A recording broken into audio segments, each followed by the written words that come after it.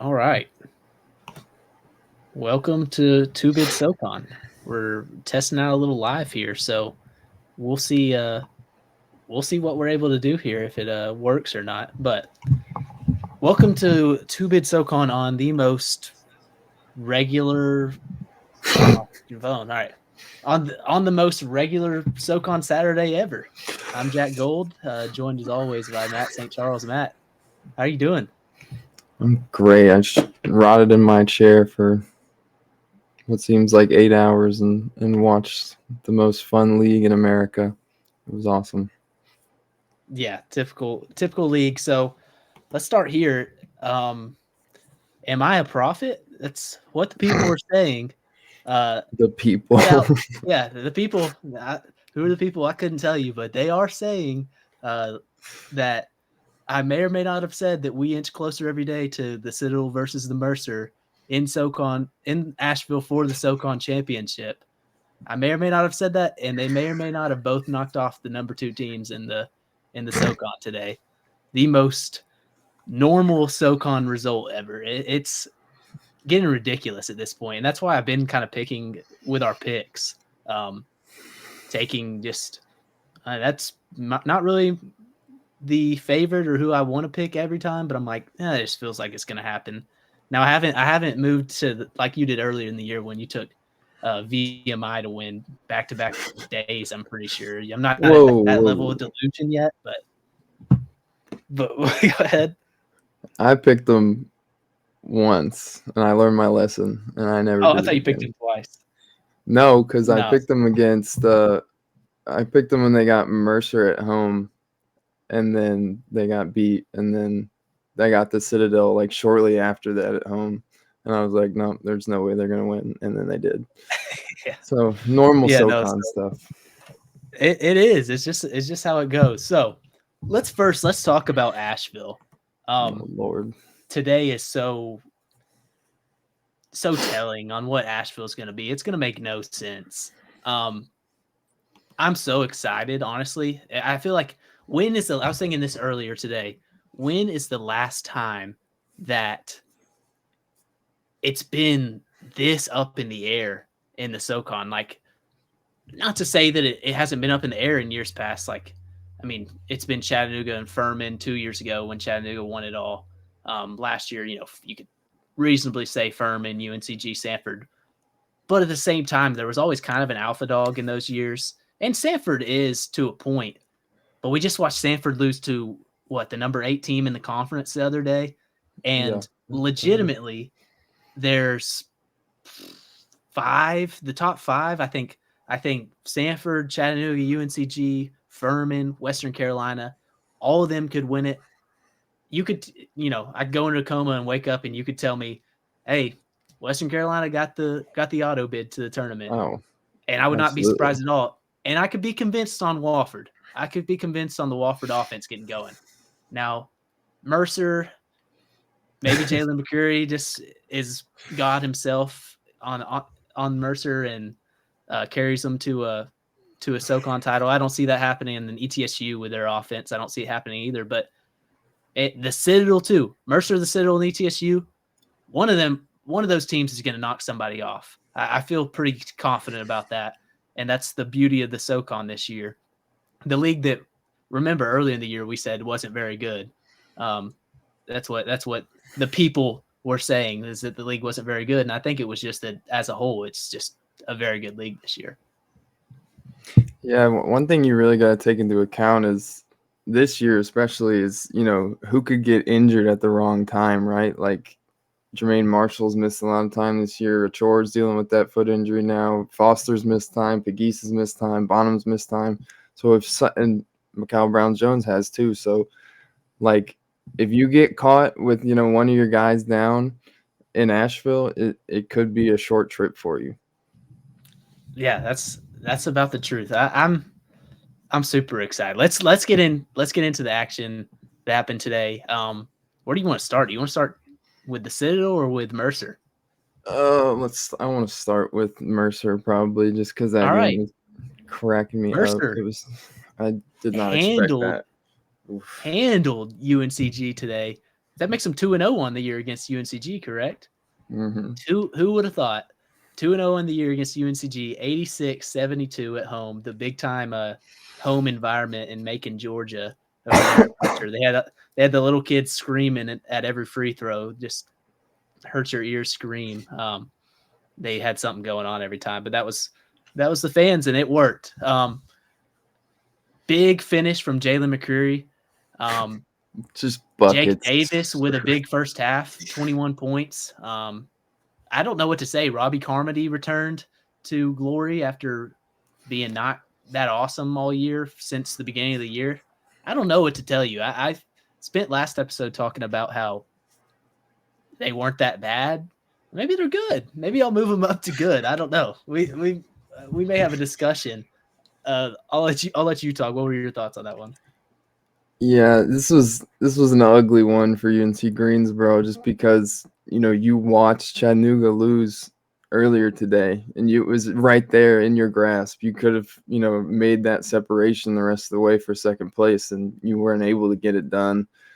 One of the things I was most impressed with was Greg Gary trusting Jalen McCreary early in that second half. He picked up that third foul, and he sat for a little bit, and Gary decided to go back with him with a lot of time left. I think like right after the under 8 timeout, he went back with him, and that's when McCreary started cooking with, he would get in the pick and pop, and if that didn't work, he would just face the basket and go one-on-one with, it was normally Brown Jones, but whoever was in front of him. He would just get into his breakdown, he'd tween and step into a midi, and it was just buckets. So that was really fun to see for them. The first half, what I really noticed was the speed of the Langley twins got the best of, the older Mercer guards of Jalen Cobb, who's still rocking that huge knee brace, and Caleb Hunter too, especially in the pick and roll. In the second half, Mercer started stepping up in that pick and roll, and they weren't letting the Langleys get downhill, so that really limited them down in the paint, and they weren't able to drive and kick and stuff like that. So that really hindered their offense.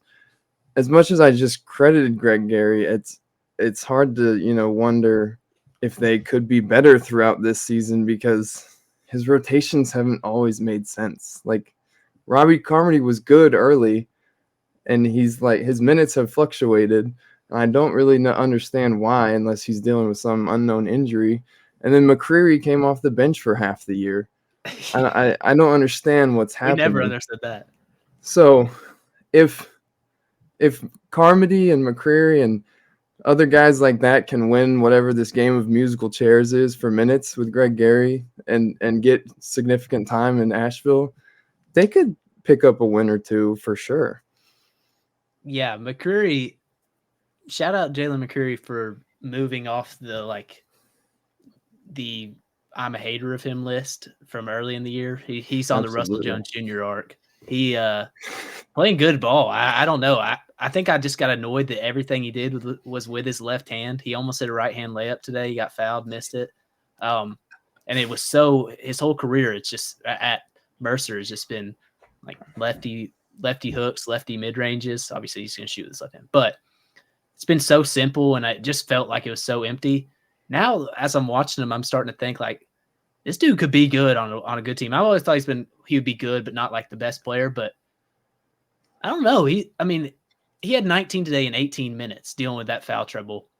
He took over there late, like we talked about.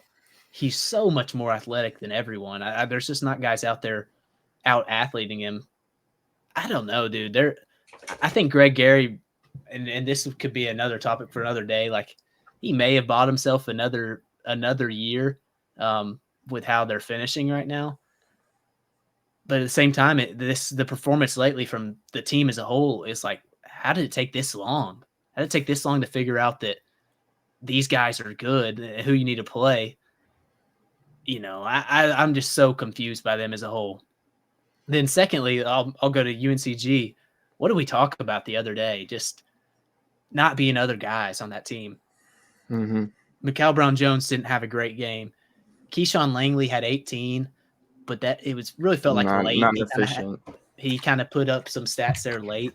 So neither of them have a great game. Who steps up?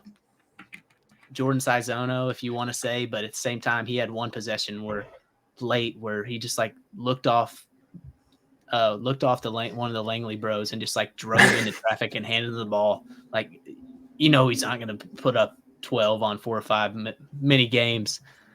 I don't know. I've been hesitant to, because I felt this way in the preseason. Like, I just wasn't that high on UNCG because I didn't know who the people were going to be outside the Langley twins and maybe Atwell. And then obviously MBJ has become, an all league level player that he wasn't quite last year. But man, they can beat anyone, but they can lose to anyone. And that's probably not more true about anyone other than UNCG. Like, them losing to VMI wouldn't shock me. That's not me predicting that.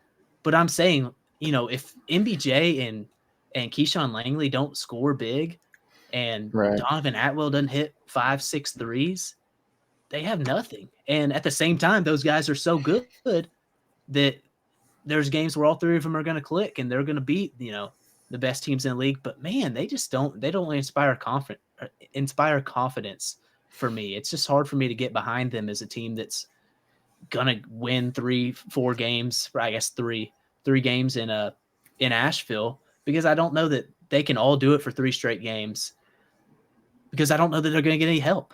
And I'm not going to like personally go after any of these guys, but they're just kind of bodies sometimes out there. And maybe it's a Mike Jones thing that he's not getting these guys involved, but I don't think that's it. I don't think I've seen from any of the other players like these flashes of like, oh, that guy could be a player in the future. I don't know what next year. I guess MBJ has another. This is getting a whole nother topic here, but I guess MBJ has another year if he wants it. But next year is just going to be Donovan Atwell. Say MBJ's done, and you still lose the Langley twins. Like, who on this team has shown something like, oh yeah, he's going to be a good player in the future? I mean, I feel like every good team in the SoCon has those guys that are a role guy right now, but you wouldn't be surprised they go for 15 points, and in the future they're going to be good players like a Josh Holloway or Riley Allen Spock at Samford, just guys like that, or Chattanooga, even Noah Melson, or guys like that. I don't know, dude. I don't know how they're number 2 in the league, to be honest with you, because it's like all the time I feel like I'm watching them and they're just unimpressive to me. They play almost like they play down to their comp sometimes. It's yeah. I was about to get into a little bit of how bad Jalen Breath was today, because really all you want from him is some kind of rim protection. And I was going to suggest maybe they just go like somewhat small and move Brown Jones to the 5. But who else could they slide in? I mean, there's not a 5th guy that you could start on that roster and be confident in. So I guess they just have to keep doing what they're doing. But they're just going to have to pray that, the Langleys and MBJ and Atwell have a good 3-4 day stretch in Asheville. And that's very possible. That's the thing too. It is being negative, and that's so possible. Uh-huh. But it's just like, it bothers me that we're at this point of the year and there's still guys that are getting cardio out there all the time. It's for real. Like there's guys putting up this Tony Snell stat line of like 0.00000 on 16 minutes played. You don't even know that they're out there. It just concerns me, and it makes me very hesitant to pick them at all. I definitely am not going to pick them to win the SoCon under any circumstances at this point, but I wouldn't be shocked. I would be slightly surprised, but they're just such a weird team. I can't figure them out. Yeah. So shout out Mercer. That's it. Secondly, let's go to the other team I have figured out. I know I do. The Citadel took down Chattanooga. 2 teams actually I have figured out. Back to the prophecy.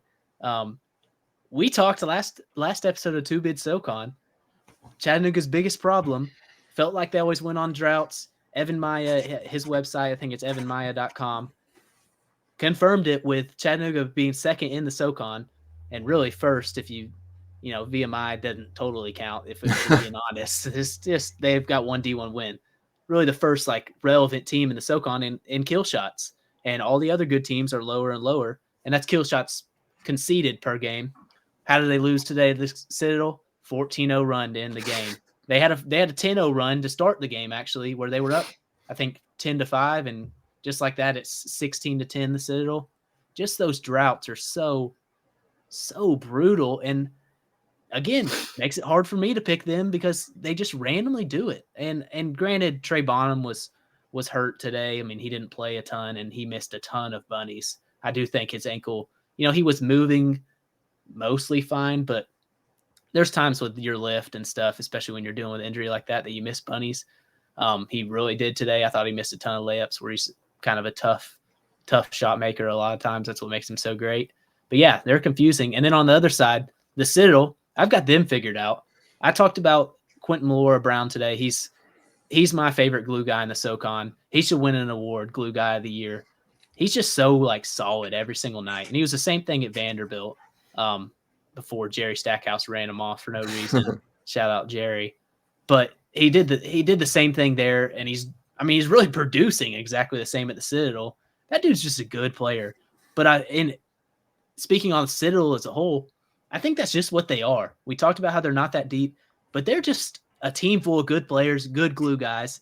They don't really have a star, and so that's why they haven't won games, but they are not a 3-win SoCon team by any measure. It seems like they're in every game, and I hype them up a little too much for a 3-win team, but I just like them. I mean, they get everything out of what they got, and they play hard.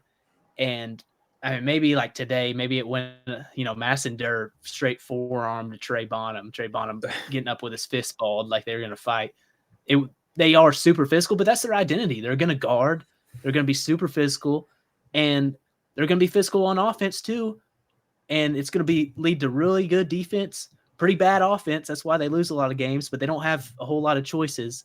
But that's why they're in all these games. And they wouldn't shock me at all if we get to Asheville, and what do you know? They've knocked somebody off. They've beat a Chattanooga. They've beat a Furman. Beat a Western Carolina, because they're just in every game. And those guys, you know what you're getting out of those guys every single night, and it's going to be solid minutes. You don't have cardio warriors out there like we do on some of the other teams. And those guys are getting all the cardio too. They're just also putting up stats. Yeah, I really thought about, I didn't fully catch the 14-0 run in real time. Like, I didn't comprehend fully what happened, so I went back and watched it. This is Chat's up 5 with 5.5 to go. Here's the ensuing possessions. There's 5 seconds on the shot clock. Honor Huff hooks up a 3 from the logo without taking a dribble in. Next possession, Bonham takes a 3 with 20 seconds left on the shot clock. Randy Brady gets an offensive rebound, and Huff shoots immediately with the shot clock reset. Randy Brady gets an offensive rebound and puts it back in, and that was their last bucket of the day. That's just Bonham and Huff looking for that dagger shot. Like, we've seen them, have that before, where they just are going for that kill, and they put their team in bad positions when they miss them, but there are times too where they make them. And then Citadel comes back. They get a layup because Sam Alexis is late in help. And then Chattanooga comes back. Honor Huff dribbles off his foot. The Citadel takes the other way for an and one. Chat comes back. Alexis gets stripped at the basket by Elijah Morgan when he had a dunk, pretty much. And then next offensive possession, McMillan is just standing out of bounds on a routine baseline wraparound pass from Honor Huff. Next offensive possession, they actually get a switch with Sam Alexis on Elijah Morgan. And then Randy Brady throws a terrible pass, and Sam Alexis can't have the seal on Elijah Morgan, and they turn it over. Finally, they are down 4, and Miles Che takes a step-back 3 in the corner over Quentin Malora-Brown with 23 seconds left on the shot clock, and he hits the side of the backboard, and that's it. That's just the epitome of the lack of execution that will get you dropped off in Asheville. That's all it is. Yeah, and we are like huge Sam Alexis guys on this podcast just because he does make a big impact 100%. On defense. He's been pretty poor lately. I thought Quentin Malora-Brown dominated him today, and I thought he had minimal impact on the game altogether. I probably, not to hindsight's obviously 2020. They probably should have gone to Zedek, more down the stretch just for the offense he provides, because I really didn't think. And that's part of Malora Brown just being so solid and defensively. And maybe Malora Brown's got a defensive player of the year case, because rebounding is part of defense, and that dude gets boards every game. But yeah, he's left a lot to be desired lately, to say it kindly. I don't know. It was like he was just unbelievable to start the year. Maybe we're coming down to earth a little more now, but he just wasn't doing anything out there today. And that's the big thing for Chattanooga. If they're going to be good, if they're going to make a run in Asheville, they've got to have Sam Alexis out there, changing the game, especially on defense. And offensively, he's got to be scoring. And I thought Malora Brown's length really bothered him. He missed some post hooks, shot some fadeaways that weren't really good fadeaways. It just felt like he couldn't move Malora Brown down there, and his length bothered him. It was one of the more disappointing performances from him this year, and just as a team for Chattanooga. But I mean, even Wednesday at Wofford, like Kyler Filowich isn't nearly as long as Malora Brown, but Alexis is hardly like hunting a shot anymore. He's deferring weird. Too much, and even when he does have a mismatch, he's not looking to fully take advantage of it. It's odd. I don't know why.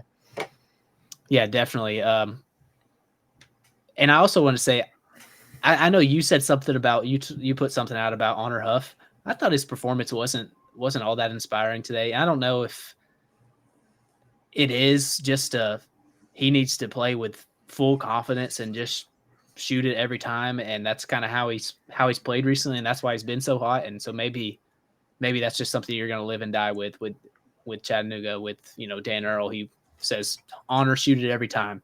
You wish he could cut down on a few of the just wild threes, like the Honor Huff's threes that, he can probably make those, but it's not a high percentage shot. And it definitely, if anyone else in the world shot it, you'd be pissed off. But I don't know. I feel like all night you're just hoping for more from him, and you didn't get it.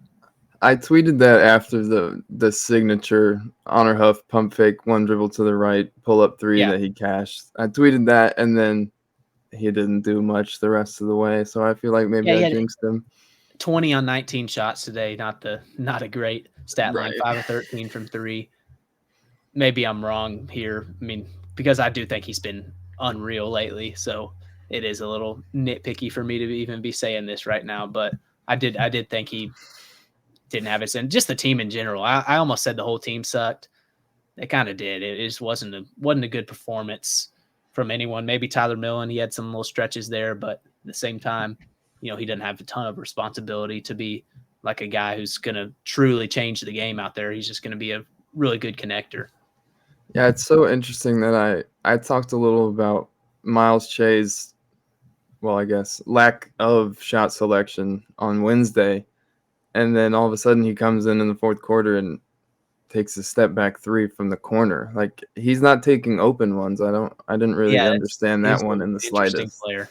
He's got to grow with, we'll see if he stays at Chattanooga a little bit. I guess that's sort of the same thing with Huff, where you do, like, he has to feel confident as a player, and you kind of just live and die with that. So right. I think in future years, I will not be surprised at all if next year the whole hesitation into an off dribble mid range as his go-to move becomes a go over the screen and shoot a three, because he can shoot the three. It's a little odd that he wants to be in the mid range so much when he is a good 3-point shooter. I don't know what his numbers are exactly, but you feel confident when he shoots three. So needs to, modern basketball is not to hate on the mid range, because it is still a weapon, but modern basketball, a lot more of it is threes and getting to the rim, and he can do that. But it's like he just chooses sometimes to live in the mid range, and that doesn't fit the Chattanooga style necessarily. So we'll see how he develops over the years. I still think he's going to be a really good player if he stays. Yeah, and I think he's trended toward that way. I think when he had all the struggles and was on the bench, you were like, oh yeah, this guy probably is going to go somewhere else and be a good player. But at this point, I think the way he's kind of been part of the turnaround, not necessarily a turnaround, but just he's accepted his role. Yeah, I think he may be sort of Brody Robinson-ish if he sees Huff and Bonham are both staying. He may want to see what else he could get, but who knows? Yeah, we'll see. Next, we got to talk. I mean, it's funny. We talk this how wild the SoCon is. We talk about other games. The third topic we're getting to now is the guys who just won the SoCon title. Samford blew out ETSU. I turned it off just because it was. I turned it off first half. I was like, all right, this down 20 plus in the first half. You could tell it was one of those nights for ETSU and one of those nights for Samford. They were ready to clinch at least a share, and then with UNCG losing, they clinched the outright SoCon title. Shout out them. I really wanted to say, are we sure the injuries matter at all for this team? Are we sure that have we seen Jaden Campbell and AJ Staten McRae in the same room before? It is funny because they both got the same hairstyle and they're like similar builds and they play exactly the same. And it's like he just seamlessly picked up where AJ Staten McRae left off. Looked great today. I don't know the exact numbers. I didn't 28 points. He had 28. Better than great. Yeah, it was like 9 of 14 too. It was like insanely efficient. Better than great. Riley Allenspot gets to start today. I feel like he can, not to say that he's a chore, but I feel like he can produce similar to a chore, like within the system, especially with Jermaine Marshall picking up kind of that slack that a chore almost just picked up the Jermaine Marshall slack throughout the year. Now he's gone and he had kind of took a step down somewhat as Marshall's gotten back and just as the season gone on. Allenspach I thought was good today. He's been good, in general over the whole year for a freshman. Seems like every other day Josh Holloway makes some big play. Zach Loveday, I didn't think played particularly bad. I mean, he wasn't like a liability out there to me, and a guy that is 7 foot and doesn't play, you feel like, oh, he must be a liability. It's obviously injuries probably do matter, but at the same time, in this system, when you're playing so many players and you have so many good players, it makes no sense how this feels a little bit. It feels a little bit Chattanooga in what year did they go to the tournament? 2022. It feels a little bit like them, where it's just a perfect group of talent that Bucky McMillan and his staff have gotten together. And it kind of feels similar where I was like, Lamont Paris needs to cash out off this perfect season he's had with, getting all these vets, but also having, just getting all these transfers in at once, along with guys you've had there and developed. I thought that with Lamont Paris, that this is probably the best, his peak as a coach at Chattanooga. Now, obviously, Lamont Paris had a great year and slightly proved me wrong. I didn't know that he was going to be that successful at South Carolina. But I kind of feel like Bucky McMillan's in the same situation. They've just got so many dudes on that team. I mean, they've got so many good transfers. I don't know how they convinced Garrett Hicks, who averaged 15 a game for 4 years on his career, how they convinced him, hey, come here and come off the bench. 15 minutes, yeah. And some games we'll use you a lot, some games we won't use you. It's so confusing. How they convinced Josh Holloway, who would have started at Chattanooga this year, was on campus at Chattanooga. That was 1 and 2 with Samford and Chattanooga from everything I've heard. How'd they convince him, hey, come off the bench and play 10 minutes a game here instead of starting at Chattanooga where you get to shoot threes every single time if you want? They're great recruiters, but man, this team's just got, how they convinced Chandler Leopard. I mean, he was a walk-on, but he wanted to play somewhere, and he just comes in every other game, knocks down 3 or 4 threes, and then goes back and sits the next game, doesn't see the court. It's just so crazy how they have so many solid players. What are your thoughts on them just in their season altogether? Yeah, I mean, nobody embodies the next man up mentality more than Bucky McMillan and Samford, but I'm just so impressed with Jaden Campbell. I remember tweeting early in the year when AJ Staten McRae was on just an absolute tear and talking about how good he's been, and now I could say the exact same thing about Jaden Campbell. And I thought that he played well when Marshall was out, and I was kind of like, well, when Marshall comes back, they're gonna have to, he's gonna slide back to the bench, and we'll see what happens to his role. But he's played to a point where he's kind of irreplaceable. Like he makes them go a lot of the time because he's also long and he disrupts a lot of stuff defensively, but then he's a 50% 3-point shooter. So like That's a guy you have to have on the court. My biggest question for them is, how would they close a game in Asheville? Because they have so many guys. We just saw them do it with Furman, where Holloway closed the game basically. So, I mean, obviously you would go with Rylan Jones, Jermaine Marshall, and Achor, but who are your other two? How much does Bucky trust Dallas Graziani? Does he trust him more than one of Staten McRae or Campbell? Or does he just go with Staten McRae and Campbell? So it'd be interesting to see them in a close game in Asheville and what they chose to do. But who's really made them go all year long is Rylan Jones. And he's honestly playing his way into an all SoCon nod of some kind.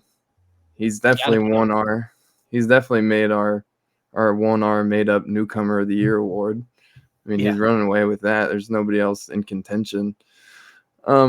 But this game was basically what I expected. ETSU's offensive numbers were a little inflated, like most teams are when they play Samford, just because of the pace. And I didn't catch this in real time, but ETSU shot 11 of 23 from the free throw line. So, I didn't either. I didn't see that at all. That's awful. I was just looking at the box score after, and I saw that. I mean, you're just killing yourself. Like 12 points could have changed. I think they got it down to 14 or something like that at some point.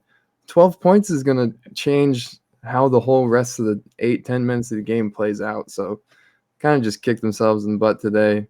But, I mean, what Samford has done with all their recruiting and rotating 12, 15 guys, whatever it is, at the beginning of the year, we were saying there's no way they can keep this up.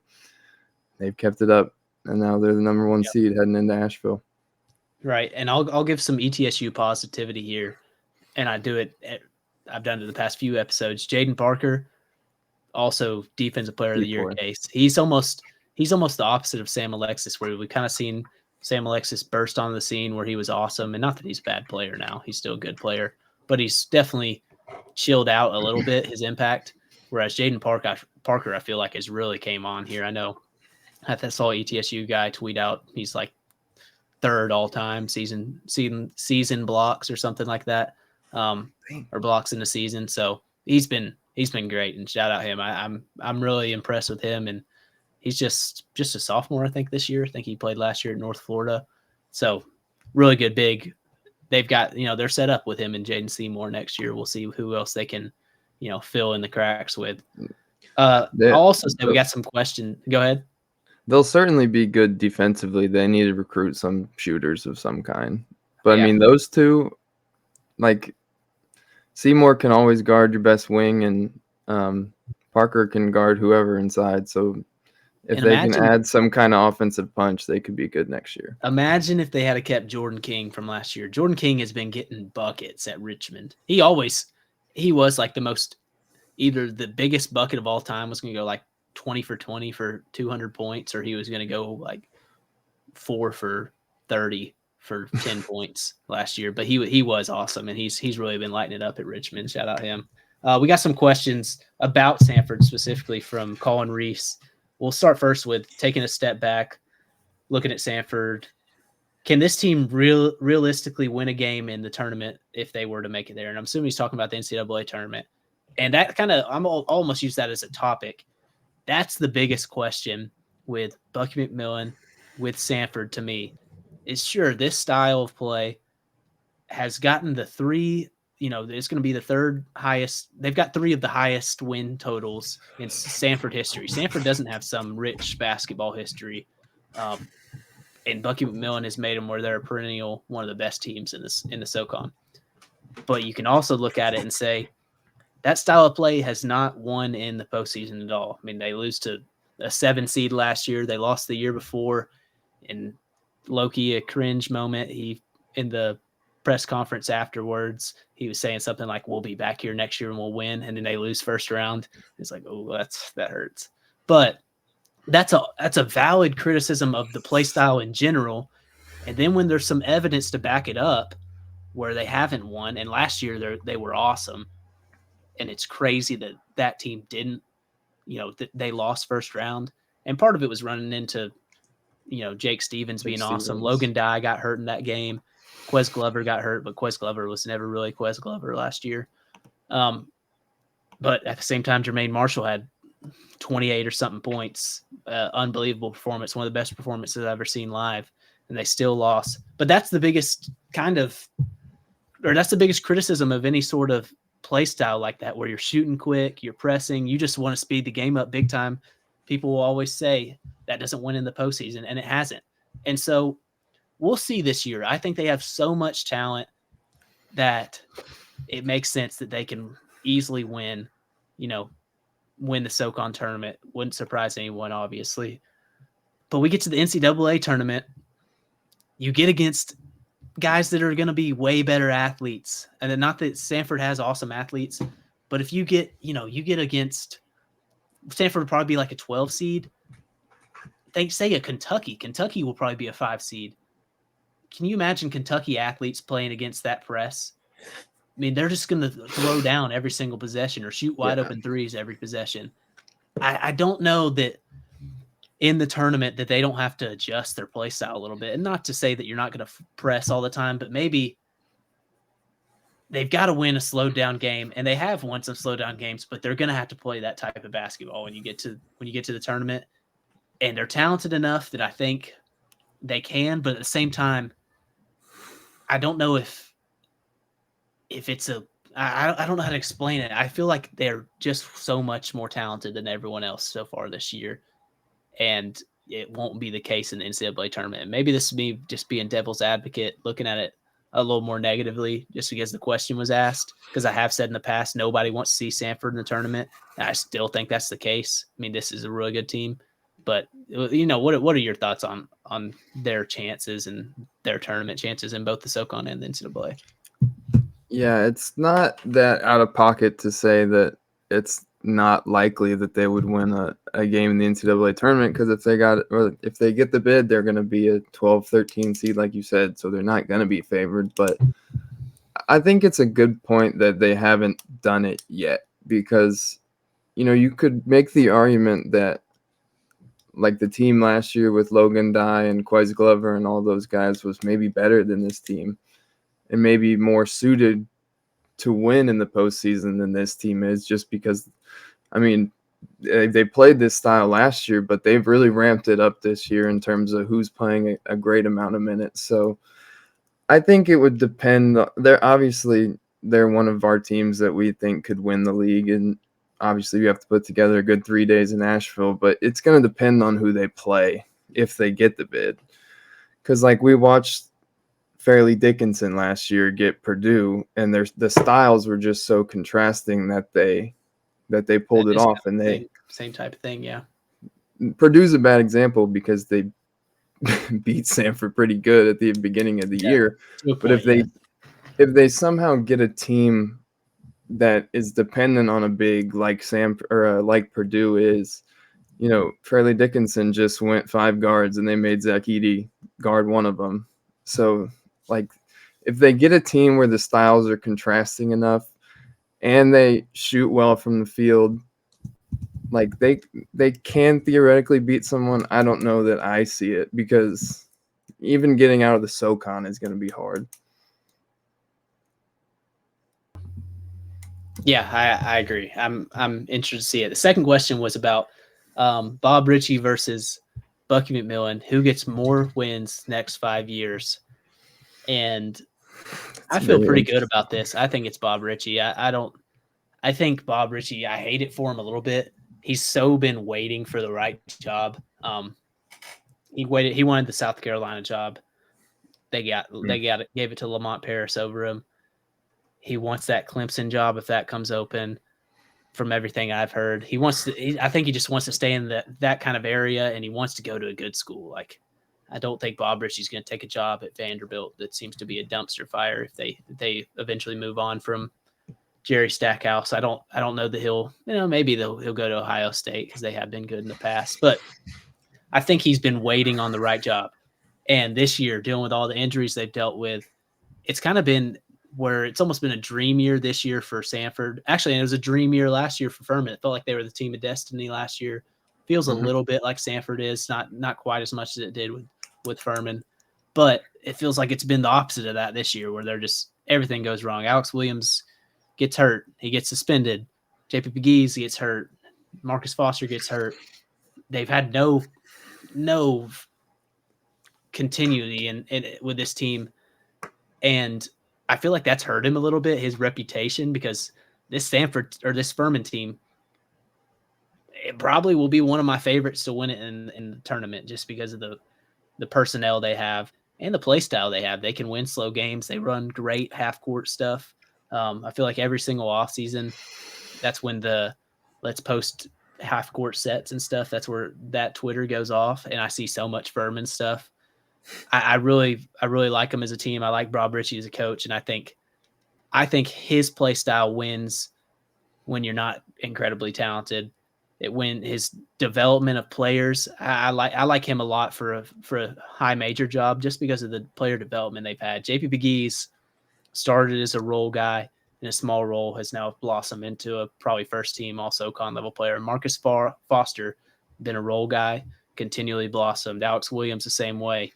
Jalen Slauson was the same way. Mike Bothwell was the same way. It just feels like they just recruit, keep guys there. Obviously, guys like to be there. Bothwell and Slauson could have left last year and been high major players, and they develop guys. So that's my pick easily, and that's probably whether these two guys are in the SoCon or not. And I think Bob Richey probably will be next year because of how this year has gone. Yeah, you touched on it pretty good there, but the player development is critical because, Bob Richey, you get another year with Big East. I'm pretty sure you get another year with Heen. You get 3 years with Cooper Bowser. I mean, I can only imagine what he's going to do with that. And, Zion. a lot of the Samford guys are, Rylan Jones, I believe, is done. I don't know about Graziani. Jermaine Marshall is done. So, Bucky McMillan's going to have to recruit guys again. And, you can't always put together a great transfer class. And it feels like Bob Richey may have a little bit of the edge in recruiting overall, just because Furman is Furman. So as good as we've seen Bucky McMillan be in the regular season over the last 3 years, I would probably say Bob Richey. Absolutely. I feel pretty strongly about it. And I don't want to sound like a Bucky McMillan hater, because I think he's recruited Bucky great. I think his play style is fun. It wins at this level. I just don't know that I'm convinced it wins at the next level. I can't think of a single team that does that. And this is maybe me getting off on a tangent here for his potential getting a job in the future somewhere else. Like, if I was a team, I'd probably rather have Richey as, looking for a new coach. I'd probably rather have Richey, who keeps guys there in the transfer portal era, develops guys, rather than somebody who has been pretty reliant on the transfer portal. Not that that's a bad thing, because that's what I thought with Lamont Paris. I thought he was too reliant on the transfer portal, and he had a dream year his last year. Not to say that they weren't good, but they had a dream year his last year at Chattanooga, where they got Darius Banks. Darius Banks had like 2,000 career points, and he was like the fourth option in their offense, and just being the greatest connector of all time that year. It was a crazy year, but I feel like that's a little bit with Bucky McMillan. And sure, he's going to win, and if he stays in the SoCon, they're going to keep being a contender every year. But I don't know from a program building standpoint how consistent that can be. I think it can be at the mid-major level, though. So we'll see. Speaking of Furman, let's talk Furman. Took down Wofford, rivalry game, got everyone back. Alex Williams probably still in the doghouse. He only played 11 minutes. I can't tell. Or, as you suggested to me earlier, maybe they just love Ben Vanderwall that much. I hope not. I hope it's just he's still, getting back into things. Big win, statement win. Took him down 82-67. My positivity on them last episode felt, worth it, because they looked great. What were your thoughts on that game? Yeah, they did a great job early in that one of shutting down Corey Tripp. They didn't let Tripp get involved early offensively, and he was kind of just he never got comfortable in that game. So that was really good for them to do. One of the other things I saw was They actually had more assists than Furman. They had 16 to Furman's 14, but Furman just has guys that Wofford doesn't. Like whenever Furman needed a bucket, Pegues or Foster would slow down the offense, execute it, and make a play. When Wofford needed a bucket, they all seemed to defer a little bit. They all like kept running the offense like it, had to be run kind of robotically. And Furman, JP Pegues doesn't do that. If Furman needs a bucket, JP Pegues is getting into a breakdown dribble and he's stepping back to his right and he's going to hit a three in your face. So that was probably the biggest separator for them today. You look at the box score and see Garrett Heen's 4 points and 3 rebounds. His impact on this game was so much bigger than that. He was vocal and active defensively. He was on every single loose ball. He was running the floor every time, and he really just set the tone for Furman. So, they've been so good at home over the last 5 years, and there's no chance that they were going to lose the last ever game at Timmons Arena. So that's what they did. Yeah, shout out Heen, because I think Bowser has the most potential in the future, but I think this year Heen's got to be the guy. I feel like I said this early in the year, but maybe I feel like it's a confidence thing sometimes. I feel like his play when it's bad, it looks so mental. Looks like he's just thinking so hard out there. If he plays well, he changes their team to a point, where I said earlier in the year, their best lineup was with, Williams and Foster at the 4 and 5. Now I still maybe think that, but I do think the Heen minutes, with those guys can be really good if he continues to be a difference maker on defense, especially. I feel like you can always tell with Heen early in the game, like if he gets a big rebound or a block or a dunk within the first, 3-4 minutes, then it's going to be a Garrett Heen game. But if he doesn't make an impact early, it just feels like his energy never truly picks up. Yeah, for sure. All right. We'll also we talked about last episode, maybe Western Carolina gets their get-right game against VMI. They did. 84-51, dominant win. I barely watched any of it. It was like 15-2 in the first 5 minutes and knew it was over. Really good sign for them, because I feel like everyone who struggles somehow gets VMI placed in the perfect spot. All these top teams get right when they're struggling, VMI shows up to give you that get right game, to get your offense back right. Trey Jackson was efficient. Russell Jones Jr. was efficient. DJ Campbell was efficient. That's kind of how it goes against VMI. It feels like a little bit, but I think that's really important because their confidence goes up, and especially this late in the year, getting that confidence booster when they were reached a peak in non-conference play and early conference play, and then they lost to Samford, and they just feel like they keep going down and down, maybe a few times going up. I think that's a big thing for them, and I'm excited to see how they ultimately. I feel similar about them as I do UNCG, with maybe slightly better depth. I feel a little bit better about their role players, but it was good to see them get back on track today. Yeah, anytime you can win a game and Vontarius Woolbright only scores 11 points, you'll take it. Like anytime the big four of Woolbright, Jackson, Campbell, and Jones doesn't have to play 38 minutes to get the win, and they can get some kind of physical break, you'll take it. I mean, I was watching that game until Colin Granger ran the pick and roll with Woolbright and got an open layup on the left side and threw it over the rim and then caught it. I was like, that's it. I'm not watching this anymore. Sorry. It's terrible. Yeah, the bigs still hurt. I'm looking through if we have any other questions here. It wouldn't be it wouldn't be a 2-bit SoCon episode if we didn't trash the Western Carolina bigs really quick. Yeah, sorry about it if their parents listen to this. I've pissed off some parents plenty this year.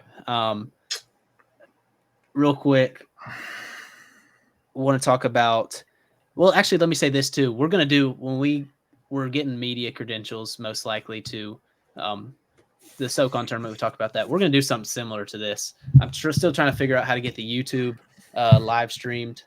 That's the one thing that isn't currently working. I just have this live stream on Twitter. But we're going to live stream after the games at the SoCon tournament, especially after the whole day. Haven't totally decided how we're going to do it, but we want to have a chat in here and have, be able to ask questions. We can pin them up here, talk about things when you're, make comments when we're talking about certain topics, just like any other show really. But I just wanted to say that because we don't have a ton of people in here right now. Obviously, we didn't even announce this. This was live. This is kind of just a test run. But we did make a questions post. We got, does anyone want to play Mercer as a 7-8 seed? Seems like they're a different team at home, but playing well. And UNCG has seemed to hit a wall. If they happen to play Mercer in the 2-7, could you see that as an upset? I'd say Mercer doesn't particularly scare me. If I'm one of the top teams, UNCG, it probably does. Like you said, UNCG's 0-2 against Mercer, so it does scare me there. And they're playing really well. We'll see how they finish these last few games of SoCon play. But I think you don't want to a point, I don't think you want to play any of the teams. VMI is the only team. Yeah. Nobody's going to see VMI because they're not going to make it past the first day, most likely. But I don't want to see, I don't know how to say I don't want to see because there's no option. But if in a perfect world, you don't want to see Mercer, you don't want to see the Citadel, you don't want to see ETSU, they can muck games up. You don't want to see Wofford with their offensive ability. And then all those top 5 teams really don't want to play any of those teams. The SoCon is just deep with good teams this year, in my opinion, especially where the Mercer looked really bad early in the year. I feel like all those lower teams are kind of starting to peak, maybe save ETSU, but ETSU is super athletic and can guard to a point. So I that's a long way of saying yes, but no, because I think every single team is that way. And I think it's going to be, I think we're in for a crazy SoCon tournament. What was the question again? Will you read it again? Just asking if you wanted to see Mercer, or you don't want to see Mercer as 7-8 seed, and if UNCG doesn't want to see him. And I agree, UNCG doesn't want to see them particularly, but I just think any team doesn't want to see Mercer, but they also don't want to see the Citadel who can guard, teams like that. It's just tough. The SoCon's good. Mercer's kind of finding their identity right now, and you certainly maybe don't want to see them, but it's also possible that you get them in that first round, they come out and shoot 14% from 3 and you just take care of them pretty easily. But any team you get in that first round is going to be tough. That's just how the league is this year. Right. Yeah, I think that's all we got for the episode. Fan base superlative someone's asking about. That's a Furman fan because I called Furman delusional the other day. Feels like a trap. Yeah, Furman, you are delusional. I'm sorry. And yeah, I got yelled at early in the year for basically saying Furman wasn't the best team in the SoCon, or that I didn't feel like they were the no doubter best team in the SoCon. And that's okay. That's okay, Furman fans. That's a good, I think Tennessee fans are so delusional, but that's their identity and they embrace it. Just continue to embrace thinking you're the best team every single year, regardless of if there's any other good teams. I haven't put a lot of thought in this, obviously, but the one I can for sure give out is worst game awareness / knowledge of officiating goes to Chattanooga fans, because every time I'm sitting at a Chattanooga game, there's somebody behind me that's screaming at the ref experience. Yeah, maybe. There's some old heads behind the press row there that are pretty bad. I know what you're talking about. Well, somebody threw Sam Alexis a pass that hit him in the shoelaces, in the paint, and he didn't just immediately go up and dunk it. And they were like, "That's a perfect pass, Sam. You have to catch that." And it's terrible. And then they always think the refs are paid. They always think the refs are paid. I can think of another one here. ETSU is they're not delusional. ETSU is the most they live in their own world, I feel like. ETSU just only watches ETSU games, and from my experience with their fans, and they always are so either extremely negative or extremely positive about their team. I don't know how to explain it. Early in the year when they were losing, people were like this and that, but then they will just have a slightly better game and they'll just talk about how much they love Brooks Savage. I just feel like they don't watch, not to say they don't know basketball, but I feel like they're the most in their own world. I don't know how to explain that, but that's just my experience. Western Carolina wins the complain about the refs the most award, and that the MVP of that award is Cole Spivey, probably. So shout him out. And the MVP of the Furman Award is Evan Height. So that's all I got there. Real question. Have you ever interacted with a Mercer fan on Twitter? I have a couple guys. I've never seen one. They have Mercer in their bio, so I assume it's something with Mercer. But yes, they are very few and far between. Yeah, I've interacted with more VMI fans than Mercer fans. So yeah, you're probably right there. All right, that's it. We really enjoy everyone who keeps on listening. This is our makeup episode for not doing episodes for 2 weeks. We're gonna have another one next week, talking about hopefully a SoCon tournament preview, and then we're gonna do a ton here when the SoCon tournament comes. We're both gonna be there in Asheville, doing the thing. We're excited. So we appreciate everyone who keeps listening, who keeps commenting. If you're on YouTube, you can subscribe. And comment as well. Interact with us. We enjoy interacting with people. That's one thing I really like about doing this, is just talking ball with other fans on Twitter, whether you're delusional or not. So we'll see you guys in the next one. That's it.